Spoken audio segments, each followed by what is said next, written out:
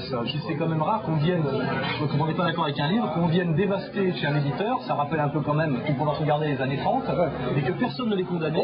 Plus récemment, dans les pays de l'Est que tu as tellement affectionné, dans les démocraties populaires, encore récemment, on fait ce genre de choses. Il faut être un dissident partout où on vit. Aristote a une tentation totalitaire, mais c'est bizarre, c'est que personne ne s'en offusque, alors que ça aurait été le Front National, ou des petits cons d'extrême droite qui seraient allés casser une petite librairie gay, ça aurait fait les premières pages du Monde, personne n'en a parlé. Et ils ont fait la même chose à 20 ans où j'avais donné une interview la semaine d'avant. Le seul qui a les couilles de m'inviter à chaque fois qui est Ardisson, le seul journal qui me fait travailler qui est 20 ans, et le seul éditeur qui m'édite qui est Spengler, sont dévastés tous les trois à la suite, alors que mon livre rentre dans la liste des best-sellers de l'Express. Donc je pense que quelque part, il y avait un désir d'envoyer un signal fort aux gens qui m'éditent et qui me font travailler, genre vous voyez ce que ça coûte de laisser parler sans râle. Mon bouquin est boycotté parce que j'avais fait beaucoup d'anticommunautarisme, on va dire anti-maghrébin, dans mon livre d'avant, et tout le monde avait finalement trouvé ça très bien, que j'ose un peu taper. Pas tout le monde, je me souviens qu'il y avait beaucoup d'articles dans Libération et ailleurs pour te... Dire que quand même, c'est vrai que c'était pas parce qu'un voyou était maghrébin qu'on n'avait pas le droit de traiter de voyou, c'était à peu près chez mon livre, on m'a dit finalement vous avez raison.